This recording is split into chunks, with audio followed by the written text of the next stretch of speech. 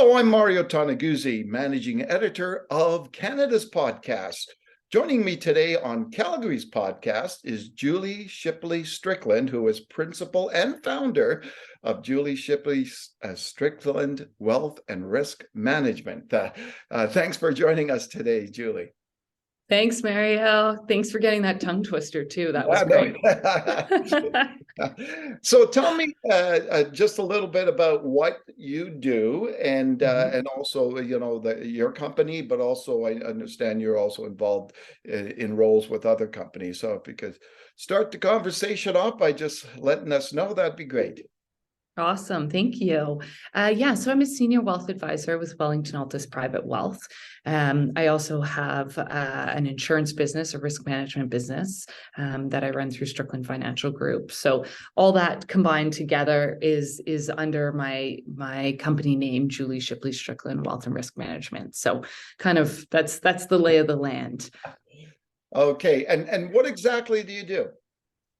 Oh, it's such a good question, Mario, because everyone wants to know that. So on the wealth management side, I manage clients' portfolios. So, my team and I we're planners. So we definitely look to build out financial plans for our clients, make sure that they're following, along their wealth building journey.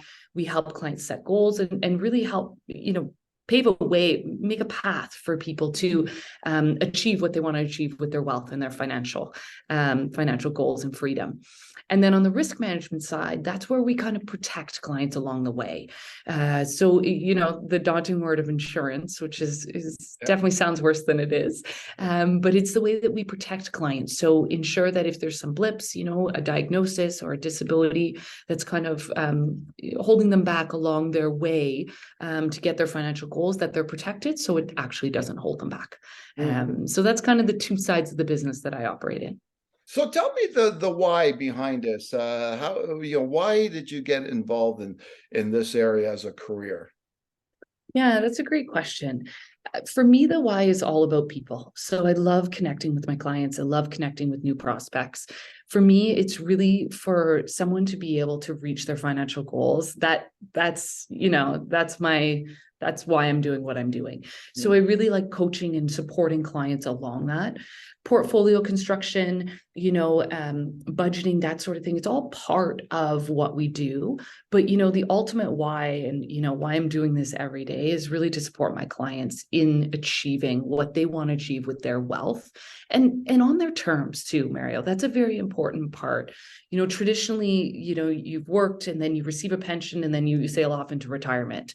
And nowadays people do a lot of different things, right? There's a lot of second careers. There's a lot of part-time, and people are working longer and later in their lives. So really supporting them in whatever they want to do. That's why I'm doing what I do.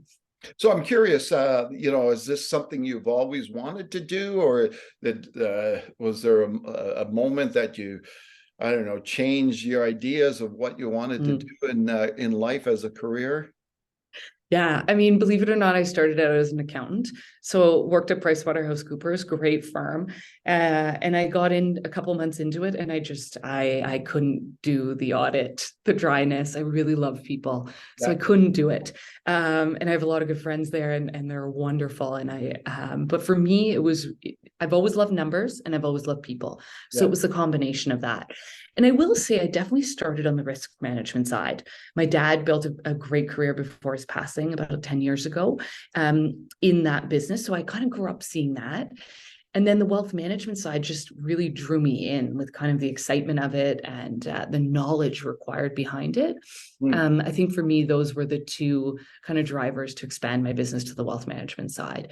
So I guess to answer your question, a bit of yes and no. The risk management was always there in the numbers. The wealth management came afterwards. So it's not an area that is well known for females, right? Correct. The whole financial planning and advisory thing. How have you found it? First of all, initially, being a woman in this industry, was it difficult initially? Yeah, I mean, I think at the beginning, I started in the industry 15 years ago, and there were so few women role models to look up to, right? And to get educated on how they had gotten to their their success. To having children in this business is challenging because you're always on, right? There's no mat leave. I'm an entrepreneur. So, just the logistics behind that and the juggling was very challenging. And so I think between those two, it was hard. I mean, I don't think there's any shame or any judgment in saying, it was very, very challenging. Has it gotten a bit better? Sure. But I wouldn't say it's great yet. I really think it's something that the wealth management and the risk management industry is working on. I'd say there's a lot more, spotlights being shone on it, which is great. But it's not there yet. It's definitely still a work in progress. And it's definitely something that I try and make part of my business, is to touch base with anyone who reaches out to me, just to give them the support that, maybe I could have used back then when I started out. Right. Mm-hmm. So I would also say that Wellington-Altus is doing a phenomenal job at really bringing women to the forefront. They're really doing a great job, not only with their senior management, but then with all of their advisors. Like they've really tried to gravitate and bring some great gals into the business. So I think that's been nice to have that supportive culture around, right? And to just feel like you're really being supported, and that's part of it. So that's been huge. So, Julie, what advice would you give a young woman who's contemplating a career in this industry? Yeah, that's such a great question. I think to have some patience. I think to really stand up for and ask for what you need and want in your career and in your business. I think having a supportive partner, I mean, my husband's been absolutely incredible, and I definitely couldn't have done it without him, especially at the beginning with how tricky it was to have children and be in this business. So I think it's, get yourself informed and then make a plan that works for you, right? Mm-hmm. It's definitely doable. I think it's just something that you need to kind of sit down and plan out and figure what you're comfortable with. I would say that would be some of the best advice. On the flip side too, as you get more and more settled in this business, it's phenomenal for freedom, which is great for family. And I make my own schedule. So that flexibility now is massive. I get to spend a lot of great time with my kids that I wouldn't change for anything in the world. So kind of working through some of those challenging times at the beginning have been really, really great, now that my kids are a bit older and I'm a bit more established in the business. Mm-hmm. What did you like? What do you like about, and what was the attraction for you to be an entrepreneur? Oh, Mary, I'm sure you get this from every entrepreneur. Like, it's just such a exciting thing to do. I mean, like anything, there's hard days for sure. One, I love my team. I love being able to support them. I love how they support me. So I think being part of that team atmosphere. Two, I think building something of my own is something that's always really driven me. I love the idea of creating something from nothing, right? It's like you've got this vision and then you've got to execute it. And sure, some days you wonder why you did it. But, it's so exciting, and it's, I don't know, I just love it. I'm drawn to it. I can't say enough good about it. So maybe it's something more that's in me than something that I created, you know what I mean? But definitely something that I could not be an entrepreneur. Maybe I said two negatives there, but I couldn't. So what, when you, it's tough, right? It's not an easy thing to do, right? For no matter what industry you're in. What do you think? Exactly. What do you think your biggest challenges have been as an entrepreneur, as a business owner? I think my number one biggest was trusting my gut. So when I started in the business, I really looked for outside validation from other professionals, or maybe women in my industry, or even men in my industry. And I think now I've really learned to turn inwards and really see and really trust myself. And I think that's something, when I speak to other entrepreneurs, you almost have to train yourself into doing that, right? And so I really feel that has been my biggest challenge in my business. But now that I'm aware of it and getting some support around it with some business coaching and that sort of thing, I think it's turning into, my biggest strength. Your gut doesn't lead you in the wrong direction. It's there within us for all of us. So leaning into that and listening to that, I think has been, biggest challenge, but also turning into one of the biggest wins. And I think if I were to look for outside, I think it's been, building my team to something where everyone feels really supported, everyone feels really excited about the work they're doing. That's been something that's been a big driver for me, and I finally feel like I've settled there, and our team's expanding a little bit, and everyone seems really, really great and really happy. And that's been a challenging, but again, now that we're on the other side of it, it feels really good. So, it's interesting what you're saying there about the gut, and I'm kind of more curious about that. We live in a day and age where, we have research and data and stats and coming out of our ears, right? True, very true. In a lot of ways, in terms of business or anything, really, we've lost that, I guess, the ability, but also the notion that we should be listening to our gut more. Mm-hmm. Yeah, I couldn't agree with you more. And I mean, I'm in a very fact-based industry, right? Like the stock market's done X, the rate of return is Y, that sort of thing. So I think to flip it over and really lean into my own vulnerability and my own internal voices and what what your gut is telling you to do, it's almost required me to train myself to almost stop, take a couple moments to take some few deep breaths and see what actually I believe is the right next step along the path.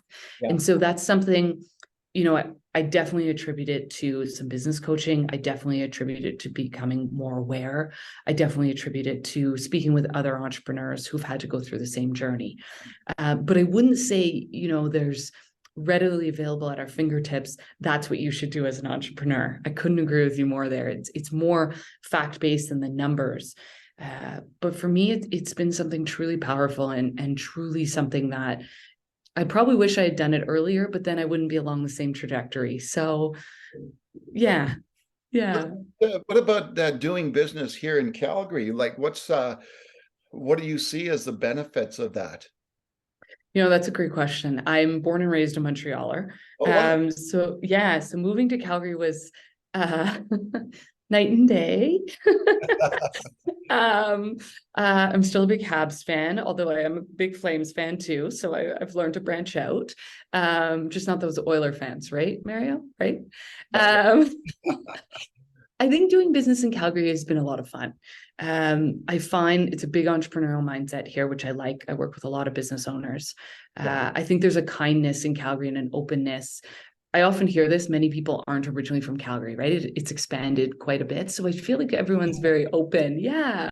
Everyone's very open and they want to meet new people and grow and expand. So I find that culture in Calgary to be phenomenal. I've really enjoyed doing business here, and I continue to really enjoy meeting new people and embracing that culture. I do have part of my business still in Montreal, and that's been phenomenal too. That's my roots, and I'm very comfortable there. I speak fluent French, so I can communicate to clients there, and it's a different mindset, but it's a great mindset as well. So for me, doing business in both places is really allows me to touch different people, right? And different mindsets and different cultures. And I love that about my business. So when did you come out to Calgary and why? Yeah, so I moved in 2006. I moved because my husband, he was working out here. So yeah, it was a big change then. I mean, Calgary's grown to be such a vibrant, cultural city now. But in 2006, it was kind of just the starting, right? It wasn't the same. So it's gone through a big change and I love it. I definitely call it home. Both my kids are born here. So it feels really good. Yeah, it's funny you mentioned that because I'm originally from Ottawa, but I've been out here 43rd year right now. So, Wow. but it's anytime I would always go back and visit family in Ottawa, I could always see there's a different mindset. It's a different especially when it mindset. comes to business, right? Yeah. Yeah, yeah, for sure. Absolutely. Now, when you look at Calgary, obviously the Mhm. industry that you're in, there's a lot of wealth here, and I still think we're probably amongst the highest, if not the highest, in terms of wages in the country, et cetera. And it just this just reminds me, because I just did see something the other day on social media about that famous license plate about but the oil boom and not pissing it away again. Can you talk a little bit about that? And we're talking about mindsets, just the fact that we go up and down, and over the years, a lot of people have lost a lot of money after they've made a lot of money here, right? Yeah. Yeah. It's definitely a different mentality in that way, right? Because when I moved here in '06, things were great. Then we went through the financial crisis where it was felt everywhere in North America, I mean, globally, really. '08 and '09. And, 2010, I think everyone was still very hesitant, right? Even going into 2010. And then we kind of came out of that financial crisis. But then 2014, things really fell off in Alberta and specifically in Calgary, right? So, depending on who you ask, it really fell off until 18 or 19. Like we had several years there where things were definitely not booming, I would say, in Calgary. Yeah. And then, of course, we went into that trendy thing that everyone calls COVID. So, it's definitely had its ups and downs. I couldn't agree with you more. I think there's a positivity in Calgary that, people always either know or seem to know that it'll come back. And so I think there's that, waiting for that and looking forward to that positivity. I think too, there's some things that you can do, in the boom time so that you're prepared for, I don't want to say bust, but that's the expression. I think looking at things like, keeping some cash on hand, and having that availability and not, stretching yourself to the complete max when things are great. Right. Having that reserve fund and that extra cash invested, I think is really, really smart. And making sure that you're, saving for the short term and maybe opportunities that come around, but also that you're planning for the long term. So, keep maintaining that balance between short term and long term, I think is key. You got to enjoy life right now. Right. You can't always wait for retirement or this trip or whatnot. There's that balance there. So I really work with clients on saying, keep your spending in check right now, but make sure you have some indulgences that really make you feel good. And life is for living, right? So I think those two, keeping a bit of cash and then, that balance between now and in the future, I think is really important to kind of always have at the forefront of mindset. Yeah. So growing up as a Yeah. young girl, what is it that you wanted to do? That's such a great I don't think you'll question. be a financial planner. I don't think that would have entered your No, mind. it wasn't that. I had marine biologist for a while, which is hilarious because I love the ocean and I love dolphins, but everything else I'm good.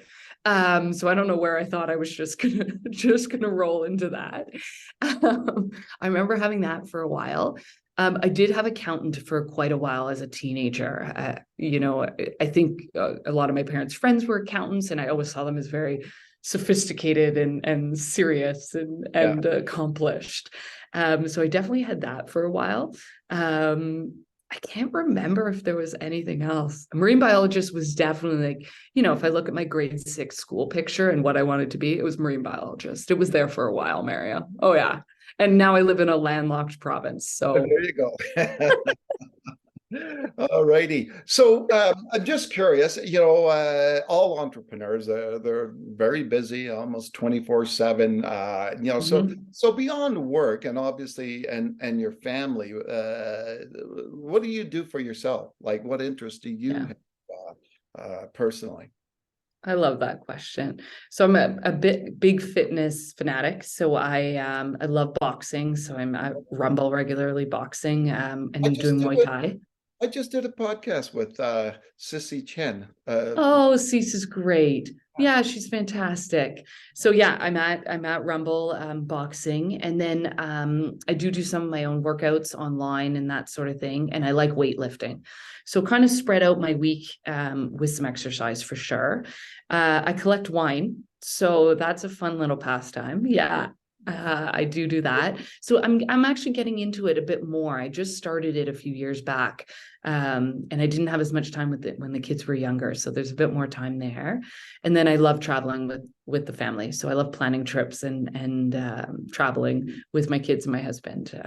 That to me is great family time and seeing new cultures and learning new things. So kind of the best Any of wine all the favorites? worlds. Pardon? Any wine favorites? Oh, I'm impartial to white burgundies. I haven't found one that's the epitome, but I do like a nice white from the Burgundy region in France. And I am, very partial to wines from that region. I do really like my Pinot Noirs from Willamette. I've got a few there that I really like in Oregon. And then there's some in the Okanagan that I've really found that I enjoy. There's a couple whites that I really enjoy and a rosé and stuff. So yeah, kind of a little bit of everywhere. But I also like trying new things. There's been a few Austrian wines that I've tried recently that I really like. And one of my friends has me on a Portuguese kick a little bit here, which is really interesting. So yeah, just I like the steady favorites, but then I also like trying different ones too and learning about it. So I think as the kids get older, because we're really focused on spending time, our kids are 12 and 8, just spending time with their activities. But as they get older and have more and more of their own interests, I think I'm going to dive into it even more. It's great. Oh, wonderful. Well, thanks very much, Julie, for joining us today. Thanks, Mario. Really appreciate your time. All right, that was Julie Shipley-Strickland, who is founder and principal of Julie Shipley-Strickland Wealth and Risk Management. I'm Mario Toneguzzi, managing editor of Canada's Podcast. This has been Calgary's Podcast. Thanks for joining us today.